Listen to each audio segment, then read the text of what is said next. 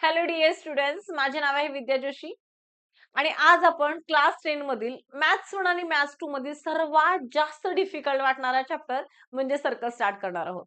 जितका हा चॅप्टर तुम्हाला डिफिकल्ट वाटतो, तेवढंच जास्त वेटेज आपल्याला बोर्ड एक्झाम मध्ये ह्या चॅप्टर साठी दिलेले आहे. म्हणजे 12 मार्काचे प्रश्न ह्या चॅप्टर वरती आपल्याला एक्झामला विचारले जातात. तर तुमच्यापैकी बऱ्याच मुलांच्या मध्ये ही शंका असते, की ह्यामध्ये खूप सारे थेरम आहेत, खूप साऱ्या प्रॉपर्टीज आहेत. मग त्या लक्षात कशा ठेवायच्या? आणि इतके सारे थेरम आहेत, तर ते सगळे थेरम प्रूफ करण्यासाठी एक्झामला विचारले जातात का? तर नक्कीच नाही. तर कोणते कोणते थेरम विचारले जातात, ह्याचा एक सविस्तर व्हिडिओ मी ऑलरेडी शेअर केलेला आहे. जर तो तुम्ही अजूनही पाहिला नसाल, तर त्याची लिंक मी डिस्क्रिप्शन बॉक्समध्ये देते. तिथून तुम्ही नक्की चेकआउट करू शकता. तर राहिला दुसरा मुद्दा, की इतक्या साऱ्या प्रॉपर्टी लक्षात कशा ठेवायच्या? इतके सारे थेरम लक्षात कसे ठेवायचे? तर त्याच्यासाठी आज आपण एक सिंपल मेथड बघणार आहोत, की लक्षात कसे ठेवायचे, कसा त्याचा वापर करायचा.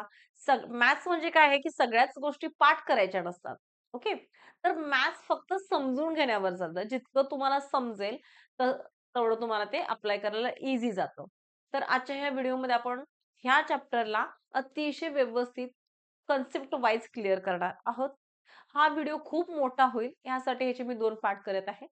तर पहिल्या पार्टमध्ये आपण काय-काय घेणार आहोत ते आज आपण डिस्कस करूया आणि त्याच्या रिलेटेड एक्झामला प्रश्न कसे विचारले जाऊ शकतात आणि फक्त कन्सेप्ट वाईज अतिशय व्यवस्थितपणे हा चॅप्टर कसा आपण समजून घेऊ शकतो आणि किती इझी पद्धतीने ह्याचे प्रश्न आपण सॉल्व्ह करू शकतो, हे पण आज आपण ह्या व्हिडिओमध्ये बघणार आहोत.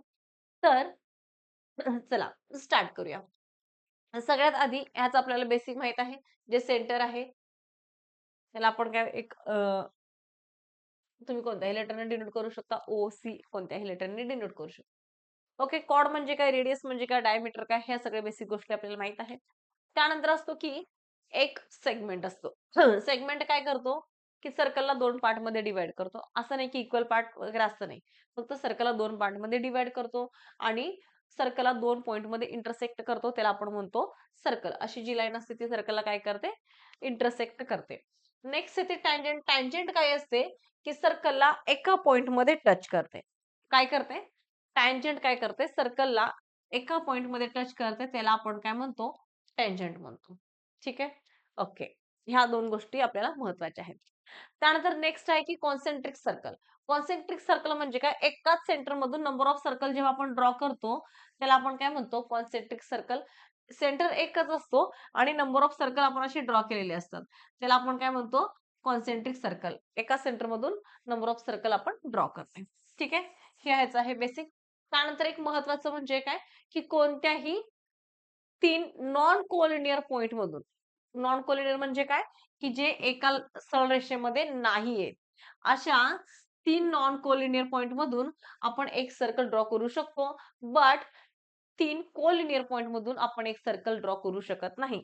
म्हणजे की असे जर 3 कोलिनियर पॉइंट असतील, एका सरळ रेषेमध्ये येणारे जर 3 पॉइंट असतील, तर अशा पॉइंट मधून आपण कधीही एक सर्कल ड्रॉ करू शकत नाही. अशा 3 पॉइंट मधून एक सर्कल आपण ड्रॉ करू शकत नाही.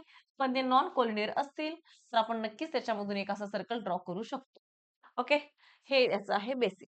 त्यानंतर बघा, पहिला थेरम आपल्याला ह्या रिलेटेड एक्झाममध्ये प्रश्नही विचारले जातात. तो आहे टँजंट थेरम. पण टँजंट थेरम आपल्याला एक्झामला प्रूफ करण्यासाठी विचारला जात नाही. कारण हा थेरम आपण इनडायरेक्ट मेथडने प्रूफ करतो. आणि कोणतेही प्रश्न जे थेरम आहेत, जे आपण इनडायरेक्ट मेथडने प्रूफ करतो, ते थेरम कधीही प्रूफ करण्यासाठी विचारले जात नाही. ही गोष्ट मात्र नक्की लक्षात ठेवायची. आता टँजंट थेरम काय आहे, की बघा एक टँजंट, आता मी याला टँजंट एल म्हणते. ओके. आणि एक रेडियस आपण ड्रॉ करूया, जी आता मी ओपी म्हणते. Okay. Tangent touches the circle at point P and OP is the radius of the circle. आता ओपी काय, ही तुमची रेडियस आहे. OP is perpendicular to the tangent. हा आपला आहे टँजंट थेरम. म्हणजे याचा अर्थ काय झाला, radius is always perpendicular to the tangent. हा जो थेरम आहे, ह्याला आपण काय म्हणतो, टँजंट सेगमेंट थेरम. याच्यामध्ये एवढंच लक्षात ठेवायचं, टँजंट सेगमेंट थेरम म्हणजे काय, की radius is always perpendicular to the tangent. Radius is always perpendicular to the tangent. एवढीच कन्सेप्ट ह्याच्यामध्ये लक्षात ठेवायची आहे. पूर्ण थेरम ह्याचा लक्षात ठेवायची काही गरज नाही. थेरम प्रूफ करण्यासाठी विचारला जात नाही. Is that clear? ह्याच्यामध्ये एवढंच आपण सांगणार, की OP is perpendicular to the line L. किंवा टँजंट, ही फक्त एवढीच कन्सेप्ट आपण याच्यामध्ये लक्षात ठेवणार आहोत. Is that clear? ओके, चलो नेक्स्ट. नेक्स्ट काय आहे बघा, आपल्याला बोललेलं आहे की टँजंट सेगमेंट थेरम. आता टँजंट सेगमेंट थेरम म्हणजे काय, की जेव्हा दोन टँजंट, बघा ह्याला फक्त तुम्ही कन्सेप्ट वाईज लक्षात ठेवायचं आहे. आता टँजंट सेगमेंट थेरम मात्र तुम्हाला एक्झाम मध्ये प्रूफ करण्यासाठी विचारला जातो. ओके, त्यामुळे ह्याचं प्रूफ मात्र तुम्ही नक्की बघा. आता बघा टँजंट थेरम काय आहे. टँजंट थेरम झाला टँजंट सेगमेंट थेरम. जेव्हा दोन टँजंट्स, आता इथं मी ह्याला काहीतरी ओळीचं आपण सेंटर घेऊया. ओ ए बी आणि सी असं काहीतरी देऊ. म्हणजे ओसी अँड सॉरी OA and BC are intersect at point C. म्हणजे tangent AC and tangent BC are intersect at point C. आता सी इज एक्सटर्नल पॉइंट आहे. दोन टँजंट एका पॉइंट मध्ये इंटरसेक्ट करतात. त्यावेळी ह्या ज्या दोन टँजंट असतात त्या टँजंट आपल्या ह्या कॉन्ग्रंट असतात, हे आपल्याला प्रूफ करायचं आहे. आता हे कसं प्रूफ करणार? टँजंट सेगमेंट थेरम म्हणजे काय कळालं का बघा? जेव्हा दोन टँजंट इंटरसेक्ट करतात, एक्सटेरियर पॉइंट एका पॉइंट मध्ये जेव्हा दोन टँजंट इंटरसेक्ट करतात, त्यावेळी त्या दोन टँजंट काय असतात? कॉन्ग्रंट असतात. हा आपल्याला थेरम एक्झामला प्रूफ करण्यासाठी विचारला जातो. ओके, तर हा त्याला प्रूफ कसं करायचं, कन्सेप्ट वाईज फक्त लक्षात ठेवायचं आहे. आता मी काय करते बघा, एक OA आणि OB जॉईन करते. OA आणि OB जॉईन केला आणि OC सुद्धा मी जॉईन करते. ठीक आहे. आता मगाचा थेरम आपण बघितला टँजंट थेरम, त्याच्यामध्ये आपण काय बघितलं, tangent is perpendicular sorry radius is perpendicular to the tangent. म्हणजे OA is perpendicular to AC as well as OB is also perpendicular to the BC. ठीक आहे. मग आता जर मी दोन ट्रायंगल कन्सिडर केले बघा, OAC अँड ट्रायंगल जर मी OBC कन्सिडर केले, तर OA अँड OB आर काय झाले, कॉन्ग्रंट झाले. का? Radius of the same circle, एकाच सर्कलचे दोन रेडियस काय असतात, ऑब्विसली कॉन्ग्रंट असतात. म्हणजे तुम्हाला इथे मिळाला OA is congruent OB. Similarly OC is congruent OC. Common side आहे दोन्ही ट्रायंगल मध्ये बघा, ही तुमची जी साइड आहे OC काय आहे इथे कॉमन दिलेली आहे, त्याच्यामुळे OC इज कॉन्ग्रंट OC झाला. त्यानंतर अँगल OAC इज कॉन्ग्रंट कोण झाला, अँगल OBC. का कॉन्ग्रंट झाला? Radius is perpendicular to the tangent, त्यानुसार दोन्ही अँगल काय आहेत 90 डिग्री. इथे रिझन आपण देणार ईच अँगल इज 90 डिग्री. मग आता राईट अँगल च्या समोरची साइड कोणती असते, हायपोटेनियस असते. राईट अँगल, हायपोटेनियस आणि एक साइड म्हणजे RS टेस्ट ऑफ कॉन्ग्रंट नुसार ह्या दोन ट्रायंगल काय झाले, कॉन्ग्रंट झाले. जर हे दोन ट्रायंगल कॉन्ग्रंट असतील तर डेफिनेटली त्यांच्या करस्पॉन्डिंग साइड्स काय झाल्या, कॉन्ग्रंट झाल्या.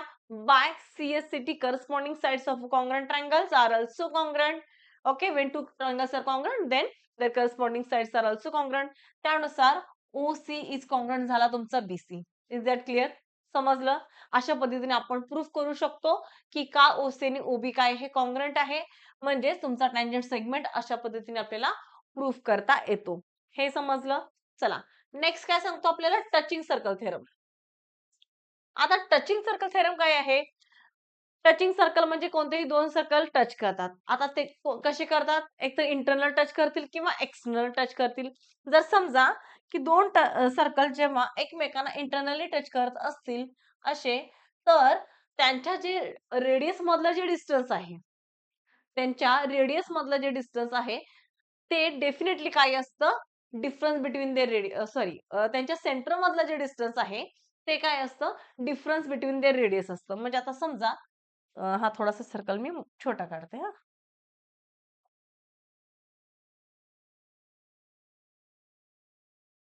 असं काहीतरी हा सर्कल आहे. आता मला काय करायचं आहे, ह्यांच्या सेंटर मधला जे डिस्टन्स आहे ते फाइंड आउट करायचं आहे. तर आता समजा मी ह्याला सेंटरला O देते आणि ह्याला काहीतरी A देते. ओके, आता ह्या दोन सर्कलच्या सेंटर मधलं जे डिस्टन्स आहे तर ते कसं फाइंड आउट करता येईल आपल्याला, when two circles are touching internally. बघा दोन सर्कल जे आहेत जेव्हा इंटरनली टच करतात त्यावेळी त्या दोघांच्या सेंटर मधलं जे डिस्टन्स आहे ते definitely difference between their radius असतं.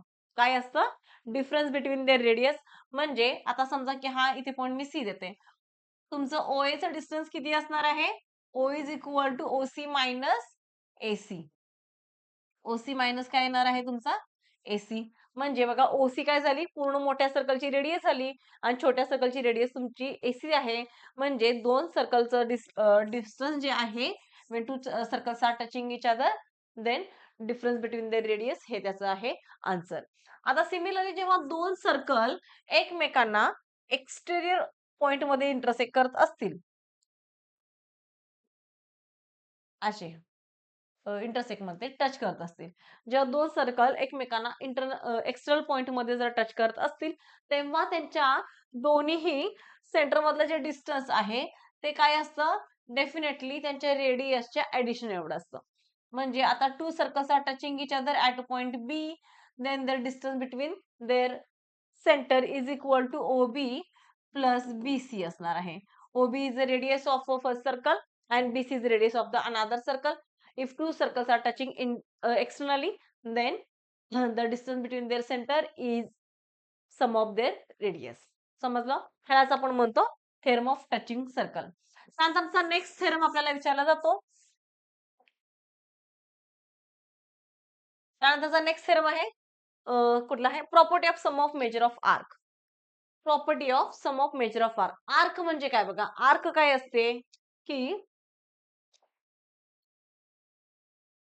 एक सर्कलचा पार्ट आपण म्हणतो त्याला. आर्क काय असते, सर्कलचा पार्ट. असा हा कोणताही पार्ट असू शकतो. बघा असा हा कोणता पण एक पार्ट. आता समजा की हा ए पॉइंट आहे, हा बी आहे, हा सी आहे, हा डी आहे. आता एसी काय झाला, एक आर्क झाली, part of the circle. DC पण काय झाला, एक आर्क झाला. AC is also arc, BC is also arc. मग आता सम ऑफ आर्क काय सांगतं की आता समजा ए बी सी आपण असं काहीतरी घेतला, A B C D. Okay. Sum of measure of arc म्हणजे काय, की आता एका सर्कल किती डिग्रीचा असतो, येस 360 डिग्रीचा आपला सर्कल असतो. ओके. मग आता ह्या सर्कलच्या सगळ्या आर्कची जर आपण ऍडिशन केली तर ती किती डिग्री असते, 360 डिग्री असते. किती असते, 360. कधी, जेव्हा आपण सर्कलच्या सगळ्या आर्कची, पूर्ण एका कंप्लीट सर्कलच्या सगळ्या आर्कची जेव्हा आपण ऍडिशन करतो ती किती डिग्रीची येते, 360 डिग्रीची येते. त्यालाच आपण म्हणतो property of sum of measure of arcs. कळालं? येस. त्यानंतर आहे कॉन्ग्रंट आर्क. कॉन्ग्रंट आर्क आणि कॉन्ग्रंट कॉर्ड हे दोन्ही एकमेकांचे काय कॉन्व्हर्स आहेत. कॉन्ग्रंट आर्क म्हणजे जेव्हा दोन आर्क काय असतात, आता समजा की मी हे असं हे करते, ठीक आहे.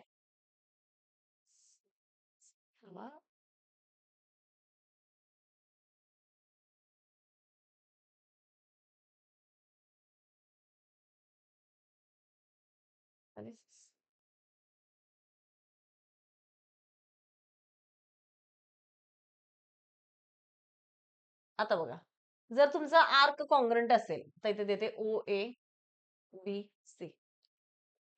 जर तुमच्या दोन आर्क कॉन्ग्रंट असतील म्हणजे ए बी आर्क तुमची इक्वल आहे आर्क बीसी.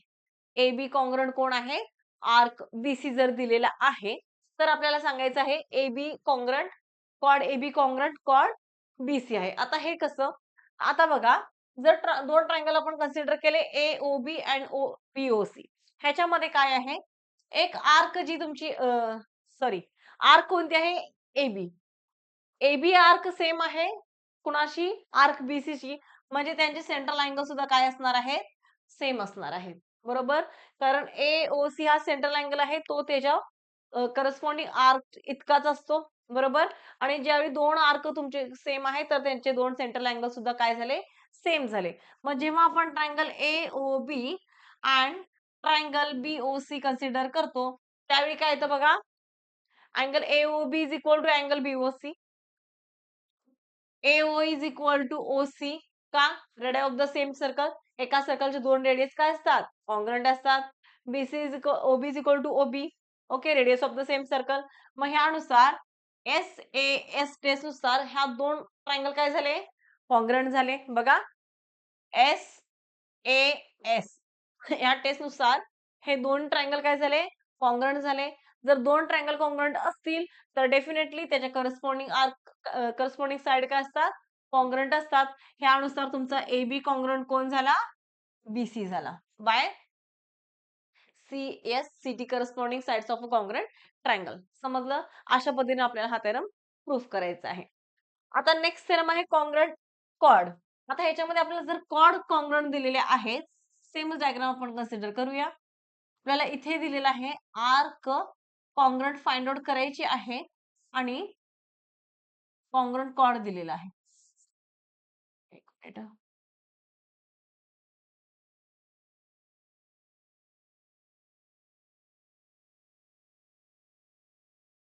आता ह्याच्यामध्ये काय दिलेलं आहे, आपल्याला आर्क कॉन्ग्रुएंट फाइंड आउट करायचं आहे आणि कॉर्ड जे आहेत ते आपल्याला ऑलरेडी ते कॉन्ग्रुएंट दिलेले आहेत. म्हणजे सेम बघा, OA is equal to OC का radius of the same circle, OB is also OB radius of the same circle. हा कुठेही येऊ शकतो. AC is equal to BC का गिवन आहे कॉन्ग्रुएंट कॉर्ड. AC आणि BC आपल्याला काय सांगितलेलं आहे, AB आणि BC आर कॉन्ग्रुएंट कॉर्ड हे गिवन आहे. मग हे दोन ट्रायंगल काय झाले, कॉन्ग्रुएंट झाले बाय SSS टेस्ट नुसार. SSS साइड टेस्ट नुसार हे दोन ट्रायंगल काय झाले तुमचे, कॉन्ग्रुएंट झाले. आता जर दोन ट्रायंगल तुमचे कॉन्ग्रुएंट असतील तर त्याचे corresponding angles are also congruent. बरोबर का? CACT corresponding angles of congruent triangle are also congruent. त्यानुसार हे दोन्ही अँगल तुमचे कॉन्ग्रुएंट झाले. आता हे तुमचे मेन सेंट्रल अँगल जर सेम असतील तर त्याची जी मायनर आर्क आहे ती सुद्धा सेम असणार आहे. म्हणजेच तुमचा अँगल AOB अँगल AOB जितका आहे तितकाच तुमचा मेजर ऑफ आर्क कोण असणार आहे, AB का? सेंट्रल अँगलची जी मायनर आर्क आहे ती आणि सेंट्रल अँगल काय असं दोन्ही सेम असतात. Similarly angle BOC is equal to तुमचा असणार आहे अँगल BC आर्क BC. आता हे दोन अँगल सेम आहेत म्हणजेच तुमचा measure of arc AB is equal to काय येणार आहे, मेजर ऑफ आर्क BC. समजलं? अशा पद्धतीने आपल्याला हे थेरम प्रूफ करायचे असतात. अतिशय सोपी पद्धत आहे. फक्त कन्सेप्ट लक्षात ठेवा काय करायचं आहे. ओके? सगळं पाठ करायची गरज असते आणि मॅथ्स फक्त कन्सेप्ट वर आपण सॉल्व्ह करू शकतो. नेक्स्ट थेरम आहे आपला इन्स्क्राइब्ड अँगल थेरम. आता इन्स्क्राइब्ड अँगल थेरम काय आहे बघा. आता इन्स्क्राइब्ड अँगल म्हणजे काय बघा, की जेव्हा दोन कॉर्ड सर्कलला एका पॉइंट मध्ये काय करतात, टच करतात. जेव्हा दोन कॉर्ड एका पॉइंट मध्ये टच करतात तिथे काय होतो, एक अँगल क्रिएट होतो, त्याला आपण म्हणतो इन्स्क्राइब्ड अँगल. आणि त्याच्या समोरची जी आर्क असते त्याला आपण काय म्हणतो सॉरी, इन्स्क्राइब्ड अँगलच्या समोरची जी आर्क असते त्याला आपण म्हणतो इंटरसेप्टेड आर्क. काय म्हणतो, इंटरसेप्टेड आर्क. आता समजा ABC ही काय आहे तुमची, हा तुमचा इन्स्क्राइब्ड अँगल आहे आणि AXC त्याची काय झाली, इंटरसेप्टेड आर्क झाली. आता इन्स्क्राइब्ड अँगल थेरम काय सांगतो, angle ABC is half of measure of arc AXC. काय सांगतो, major of arc AXC. Inscribed angle is half of its intercepted arc. समजलं? अशा पद्धतीने हा थेरम आपल्याला लक्षात ठेवायचा आहे. नेक्स्ट आहे theorem of cyclic quadrilateral theorem.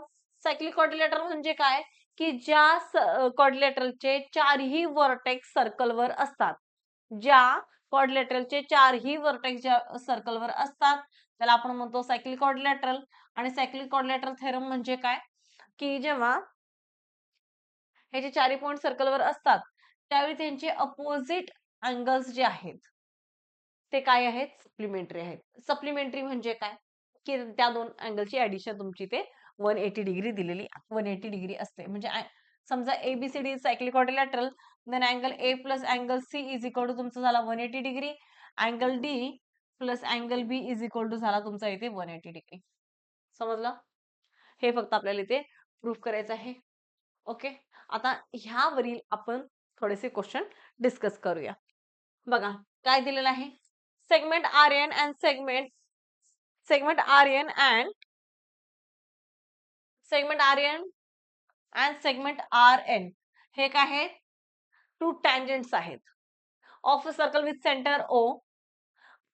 Prove that OR काय करतंय, बायसेक्ट करते सर्कलला, सॉरी अँगलला बायसेक्ट करते, हे आपल्याला प्रूफ करायचं आहे. OR is bisect angle. कोणता अँगल बायसेक्ट करतो, MRN हा अँगल. आणि हे दोन अँगल काय आहेत, इक्वल आहेत, बायसेक्ट करते, हे आपल्याला प्रूफ करायचं. तर बघा कसं प्रूफ करायचं. आणि आता बऱ्याच वेळा ह्याच्यामध्ये काय दिलेले असतात ना, अशाच सेम क्वेश्चनमध्ये साईडची व्हॅल्यू पण दिलेली असते आणि एखाद्या साईडची आपल्याला व्हॅल्यू फाइंड आउट करायलाही लावतात किंवा अँगल्स दिलेले असतात आणि एखादा अँगल्स फाइंड आउट करा. अशा टाईपचे फक्त फिरून फिरून प्रश्न विचारले जातात. समजलं? तर बघा आता काय सांगणार इथे आपण सगळ्यात आधी काय करूया, रेडियस ड्रॉ करून घेऊया.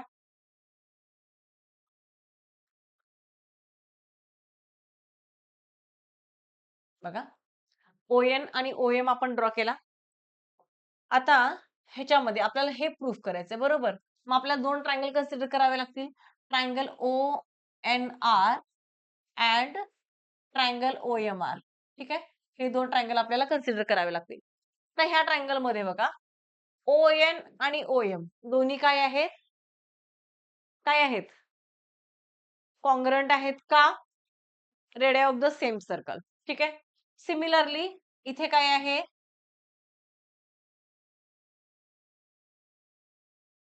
Angle ONR is equal to angle OMR. ठीक आहे. का?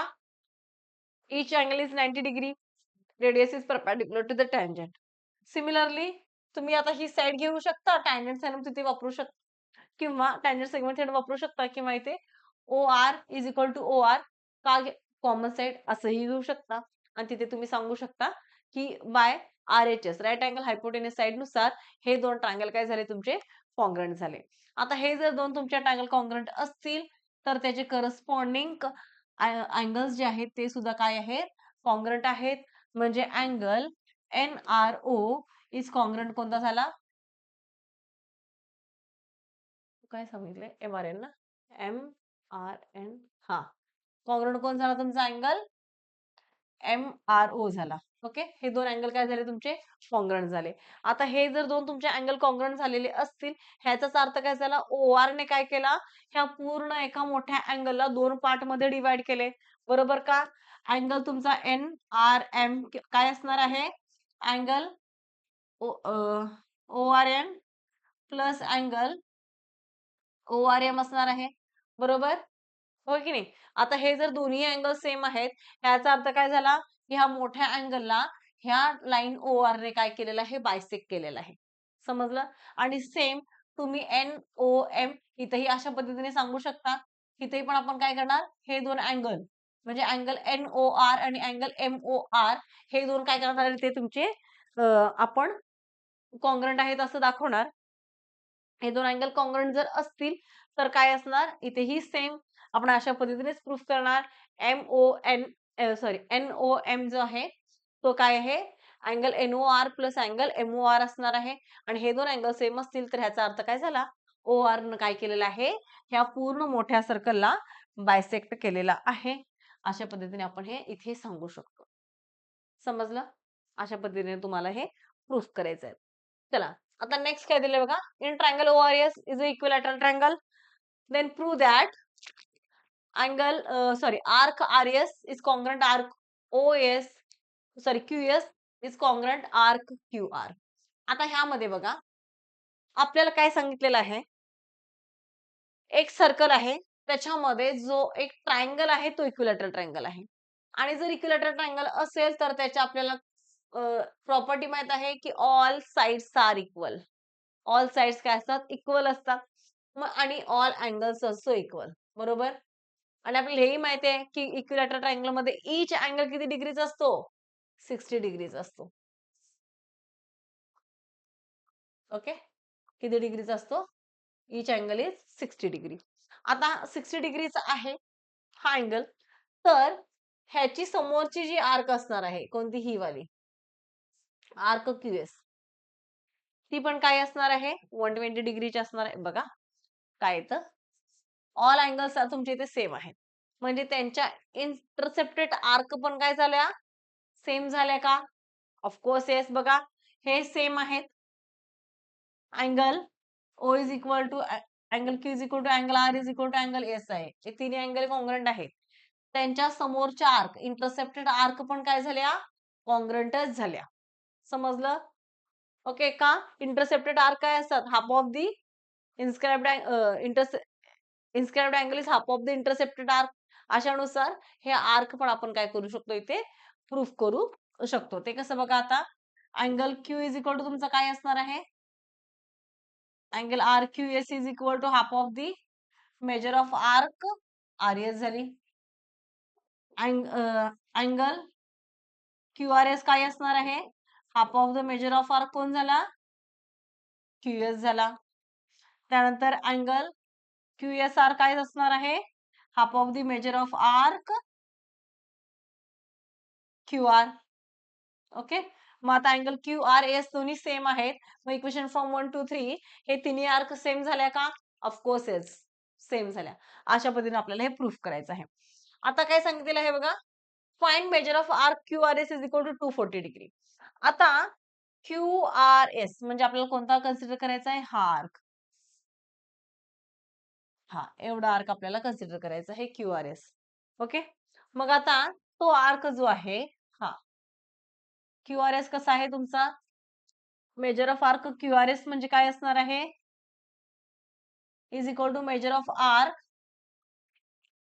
Q R plus measure of arc कोणता झाला आर एस झाला बरोबर मग आता the arc Q R Q R किती डिग्रीचा आहे तुमचा 2 टाइम्स ऑफ अँगल एस असणार आहे त्याच्या समोरच्या हा 60 आहे ह्याच्या 2 टाइम्स कोण येणार आहे क्यू आर म्हणजे तुमचा angle measure of R Q R किती झाला 120 डिग्री सिमिलरली अशा पद्धतीने तुम्ही ते सांगू शकता की measure of arc R S सुद्धा काय आहे आर एस ही कुणाची आहे ह्याची इंटरसेप्टेड आर्क आहे कोणत्या ह्या क्यू अँगलची मग ही डेफिनेटली ह्याच्या डबल असणार आहे हा 60 आहे तर हा किती झाला 120 हे पूर्ण स्टेप वाईज आपल्याला लिहायचं आहे 120 प्लस 120 240 झाला म्हणजे पूर्ण तुमचा क्यू आर एस किती डिग्रीचा झाला 240 झाला समजलं अशा पद्धतीने हे प्रश्न तुम्हाला सॉल्व्ह करायचे असतात खूप सोपे आहेत फक्त प्रॅक्टिस करा समजून घ्या मेन कन्सेप्ट समजणं खूप महत्वाचं आहे रट्टा मारून कधीही मॅथ्स येत नाही हे आधी लक्षात ठेवा चला नेक्स्ट क्वेश्चन काय दिलेला आहे M R N is a cyclic quadrilateral आपल्याला काय सांगितलेलं आहे एक क्वाड्रिलॅटरल दिलेला आहे एम आर एन तो काय आहे सायक्लिक क्वाड्रिलॅटरल आहे म्हणजेच त्या क्वाड्रिलॅटरलच्या चारी साइड सर्कलवर आहे सॉरी चारी वर्टेसेस कशावर आहे सर्कलवर आहेत जरा नाव आधी लिहून घेऊ आपण M R P N M R P N is a cyclic quadrilateral आता अँगल आर आर किती डिग्रीचा दिलेला आहे बघा 5x minus 13 degree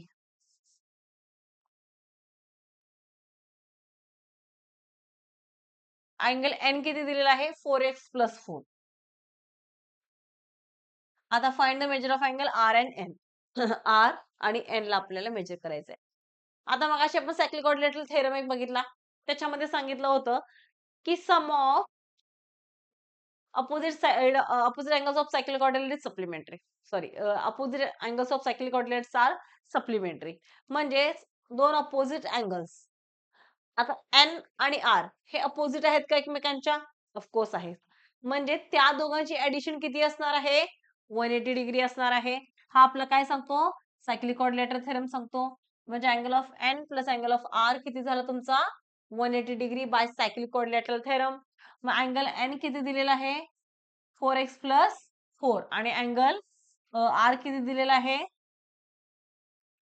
5x minus 13 plus 4x plus 4 is equal to 180 degree चला ऍड करा 5x प्लस 4x 9x 13 minus 4 minus 13 plus 4 minus 9 is equal to 180 degree म्हणजे 9x किती येतो बघा 180 मायनस 9 बिकम प्लस 9 इकडे आला 189 म्हणजे x आपल्याला किती मिळाला 189 डिवायडेड बाय 9 किती येतो 9 वजा 9 वजा 121 म्हणजे x आपल्याला इथे मिळाला 21 डिग्री आता x जर तुमचा 21 डिग्री आहे तर put the value in this put the value of x and find the angle R and N तर बघा अँगल आर किती मिळेल आपल्याला 5x मायनस 13 डिग्री दिलेला आहे तर 5 इंटू 21 मायनस 13 5 इंटू 21 105 105 मायनस 13 किती येतं बघा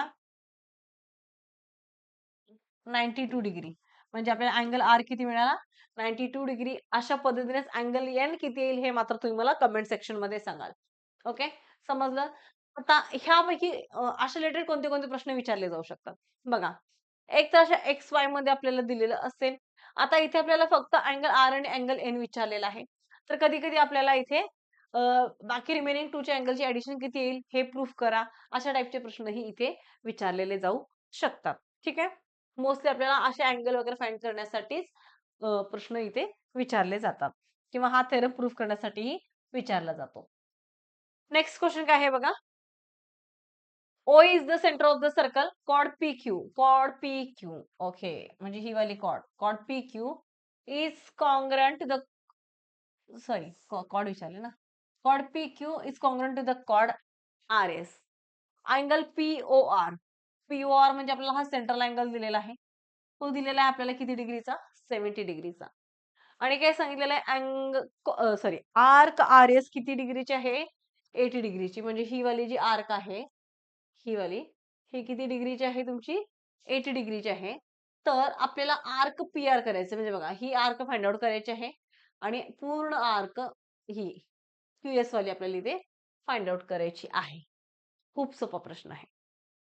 आता जे जे थेरम बघितलेत त्या रिलेटेड आपण बघणार आहोत. बघा, सगळ्यात आधी PQ कॉर्ड RS दिलेला आहे, म्हणजेच तुमचा मेजर ऑफ आर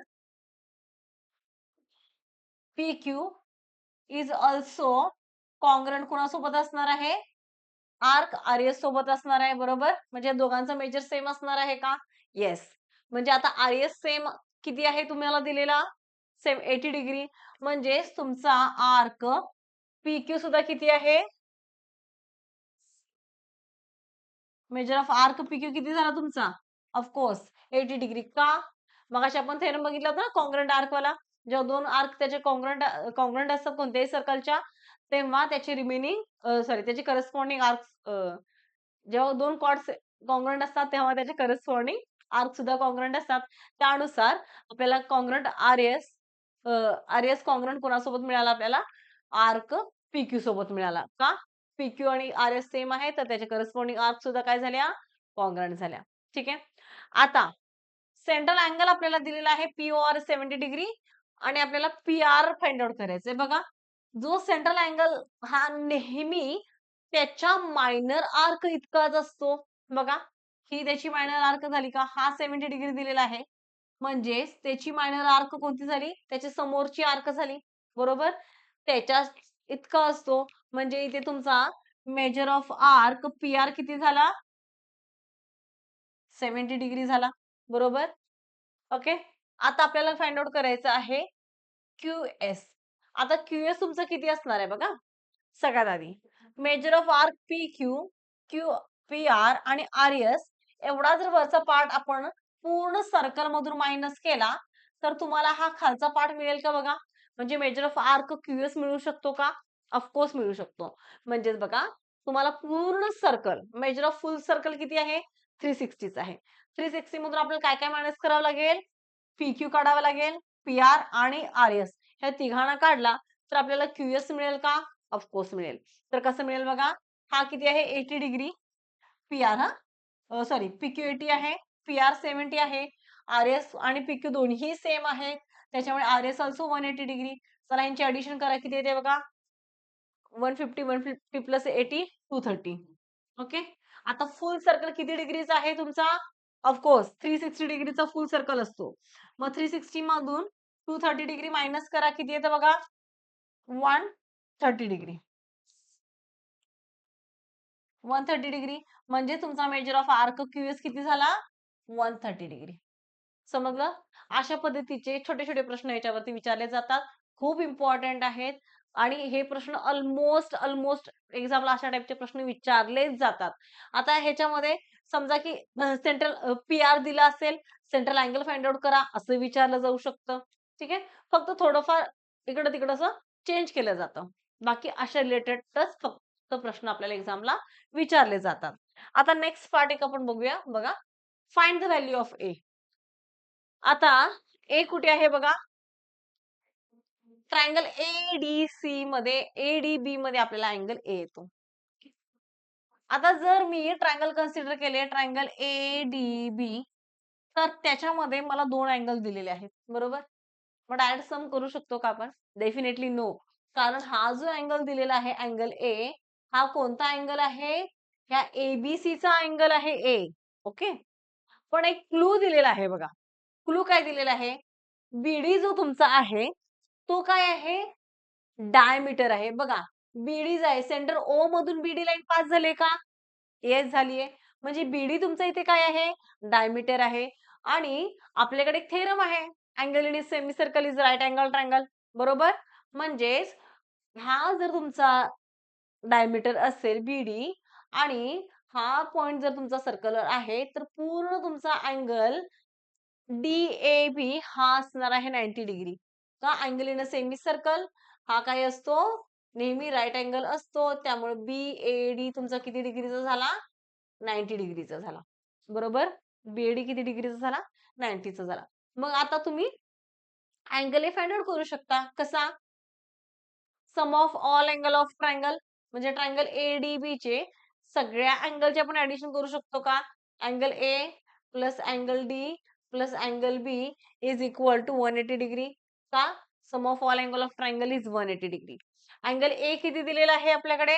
90 डिग्री दिलेला आहे. अँगल डी किती दिलेला आहे? फाइंड आउट करायचा आहे. बी किती दिलेला आहे? 30 डिग्री दिलेला आहे. तर अँगल ए तुम्ही फाइंड आउट करा. 90 प्लस 30 120. 120 180 मायनस 120 किती येतो रे? 60 डिग्री. म्हणजे अँगल ए तुमचा किती मिळाला? 60 डिग्री. अशा पद्धतीने तुम्ही हे क्वेश्चन्स फाइंड आउट करू शकता. अशा दिलेल्या प्रश्नांची उत्तरं तुम्ही नक्कीच सॉल्व्ह करू शकता. फक्त कन्सेप्ट लक्षात ठेवा. थेरम खूप सिम्प्लिफाय मेथडने लक्षात ठेवायचा फक्त प्रयत्न करा.